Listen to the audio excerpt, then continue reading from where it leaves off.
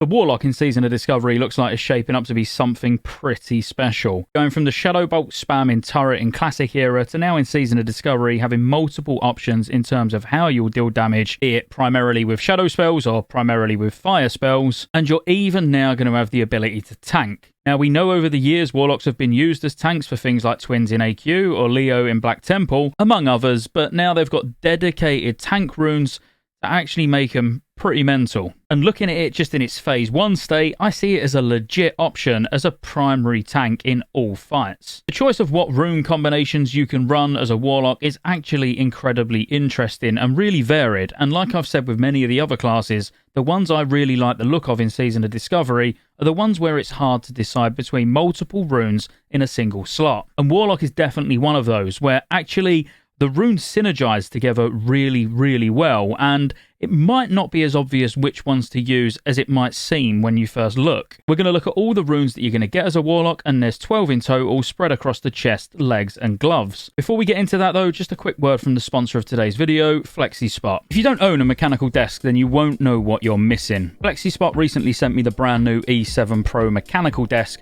which has a cable tray for cable management, which I've not finished doing the cable management yet, alright, so don't judge me. It has presets so you can save the exact height you want the desk set to for either sitting or standing, so it's one press of a button to go into the perfect position. And the best thing about it is the anti-collision safety feature. So if you happen to leave your chair under the desk when you pressed it to go down, it will just return the desk to a safe position. In terms of assembly, it has to be one of the easiest desks I've put together. Everything clearly labelled, extremely simple instructions. I did have a helper with me, but she just rolled over and went to sleep. But really, there's nothing you can do wrong. And also, on the controller, it's actually got a USB port on the side as well, which is great if you just want to charge your phone and you don't want to plug it into your PC. You can pre-order the E7 Pro desk now, and they have a super sale on with up to 50% off to enjoy the lowest prices of the year. If you use the code FSKOL, you're going to get 10% off at checkout, and the fastest person to complete a payment using this code each day will win 50% cash back on the order. If you buy any of the standing desks on the website, you'll also enjoy 50% off all the desktops. And ultimately, if you haven't got a standing desk, like you can see, I'm standing up even recording this video,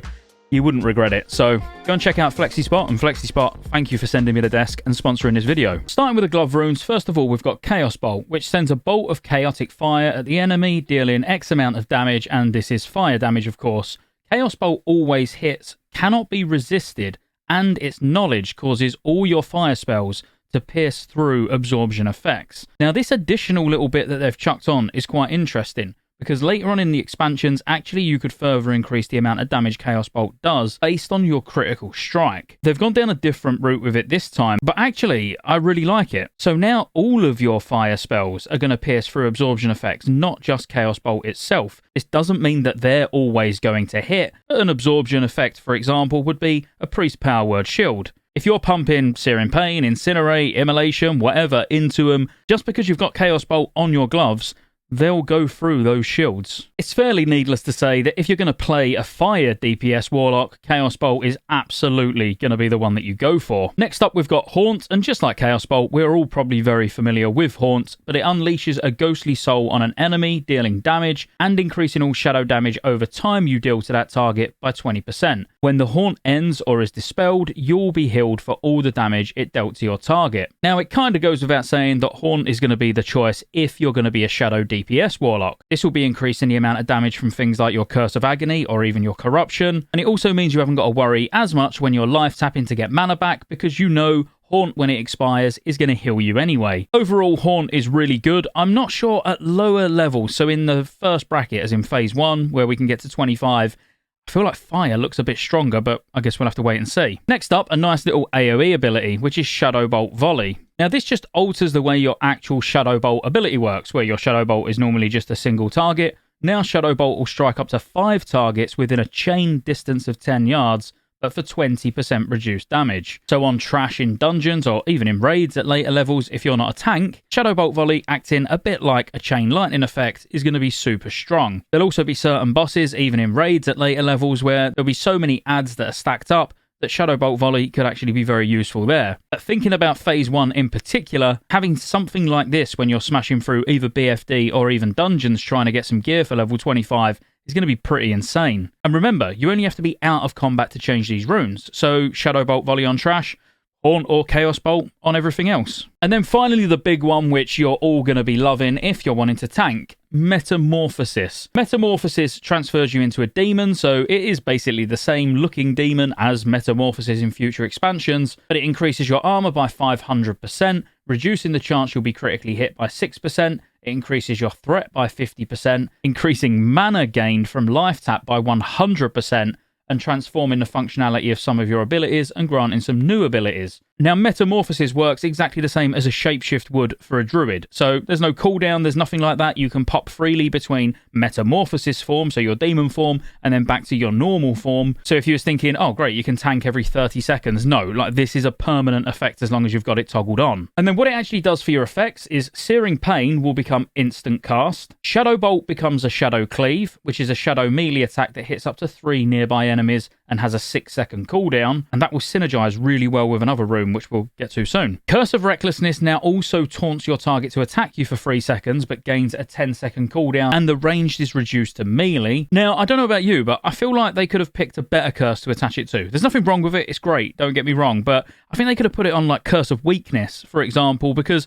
that would be something that you'd actually want to use as a tank anyway. And on the basis it'll have a 10-second cooldown, you'll not only be using it as a taunt when you need to, but you'll also be applying a damage reduction that the boss or the trash or whatever you actually put it on, you know, that they would actually be dealing to you, rather than actually increasing the amount of damage they're going to do once you've taunted them, but it does reduce their armor. So it's still a DPS game for people, but I don't know, I'd probably put it on Weakness over Recklessness. Tell me in the comments what one you think it belongs on. You're going to get Demon Charge as well, which you charge an enemy and stun it for 1 second. This cannot be used in combat, so this is basically how you're going to start a fight. And then finally you get Demonic Hell, which forces all nearby enemies to focus attacks on you for 6 seconds. Now, what I would say about this is it is a really powerful rune. I mean, that goes without saying. It needs to be a powerful rune to enable a cloth wearer to actually tank, you know, legitimately on all bosses, on all trash, be able to do all the content. But because it's so powerful, it really does mean you can be flexible with your chest and leg runes. So we might as well go with the chest runes next. Now, first up, you've got Demonic Tactics, which, don't get me wrong, it looks a bit boring, but what you do need to think about is the low levels of crit that you're actually going to be having, especially in Phase 1.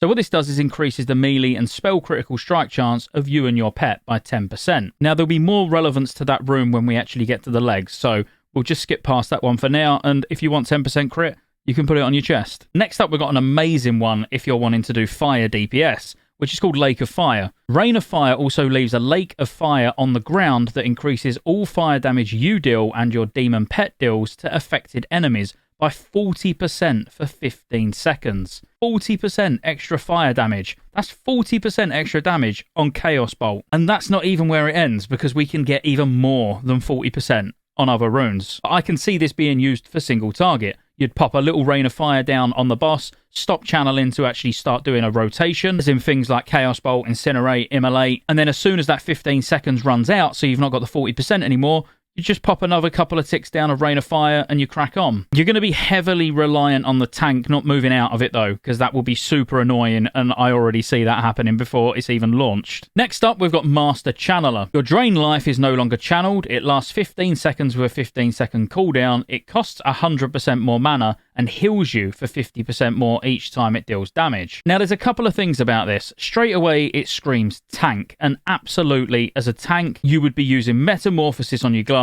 you'd be using Master Channeler on your chest, and then we'll get to the legs in a minute. But this means you use it once and you're constantly healing. And it doesn't matter that it's costing more mana because of how Metamorphosis works, because you're gaining 100% extra mana from life tap. When you life tap, you've got Master Channeler already on the boss, so you instantly start healing for the damage that you've just took by life tapping. So life tap and this obviously synergize together incredibly well if you tank him. But as I say, this is another rune that synergizes incredibly well with a leg rune as well. Next up, quite a boring one because you're probably very familiar with it anyway, and it's Soul Siphon, which increases the amount drained by your drain life and drain soul spells by an additional 6% for each of your Warlock shadow effects inflicting the target, and this is up to a maximum of 18% additional effect. Now, Soul Siphon sounds very good, and you might want to use it, but me personally, if I was Shadow, I'd be using Master Channeler, and the reason I'd be using Master Channeler is because not only is it another dot, but like I say, it synergizes incredibly well with a leg rune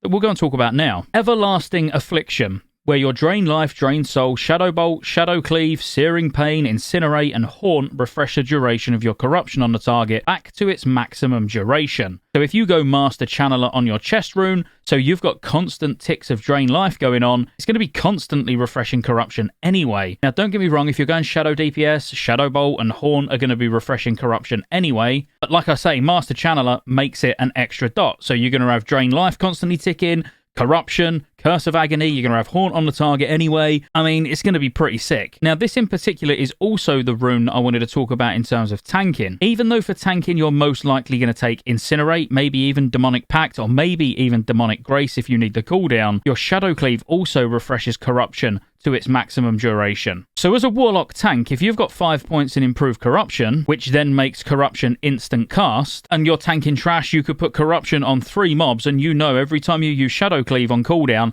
it's going to refresh that dot on all 3 of them, which I'm not saying that is going to be the go-to way, but I love the way that that actually does synergize really well, even if you're a tank. While we're talking about tanking, we might as well cover Demonic Grace, because this really is the one that's meant to be used for tanks. It causes you to surge with fell energy, increasing your pets and your own dodge chance by 30%, and your chance to critically strike with all attacks by 30%. Now, it only lasts 6 seconds, but it is only on a 20-second cooldown as well. So you can use this when you know there's big predictable swings coming in from a boss. Or where I see it being super useful would be actually on the pull. You know, so as soon as you charge in, bang, use this. You got 30% extra crit for those 6 seconds as well. So you're going to be able to get some big burst threat out on the pull. So it definitely has its place, but if you don't need that dodge chance, I feel like Incinerate for tanking could be really, really good. Because you most likely think that this is actually purely for a fire DPS Warlock, which you're kind of right, but it burns the enemy for X amount of fire damage and increases all fire damage you deal by 25% for the next 15 seconds.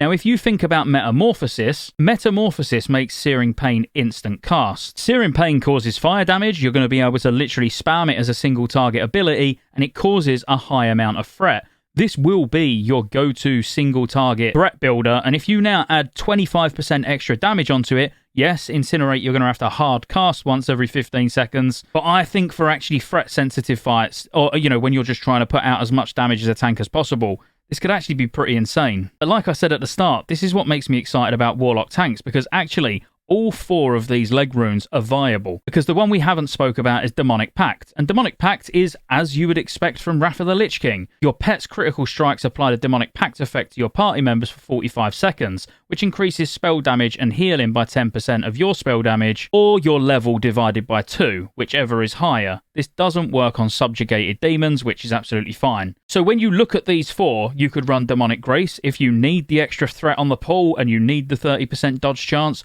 You could run Demonic Pact if you wanted to be buffing the group. What you've got to remember, though, is without using some of the other runes to actually get more crit, so this is where the chest rune comes in, with Demonic Tactics increases the melee and spell critical strike chance of you and your pets by 10%. The uptime on Demonic Pact, it could be a bit of a nightmare for it to actually proc that first time. Of course, it's still going to proc anyway, and there's no actual DPS Warlock spec that's going to want to bring this. They're either going to want to be Fire DPS using Incinerate, or they're going to want to be Shadow DPS using Everlasting Affliction. Good luck trying to get a non-Warlock tank to bring Demonic Pact, which is why I think actually for a lot of occasions Demonic Pact on the tank is a good idea. But then you do have the option of multi-dotting and keeping them up with Shadow Cleave, and as I said before, Incinerate just for single target threat would be pretty mental as well. I mean, overall you can see how powerful the Warlock's going to be and the options that you've got. If you've seen me get excited over any classes during these Season of Discovery videos, you'll notice I become a lot more animated and get a lot more excited when I'm talking about one where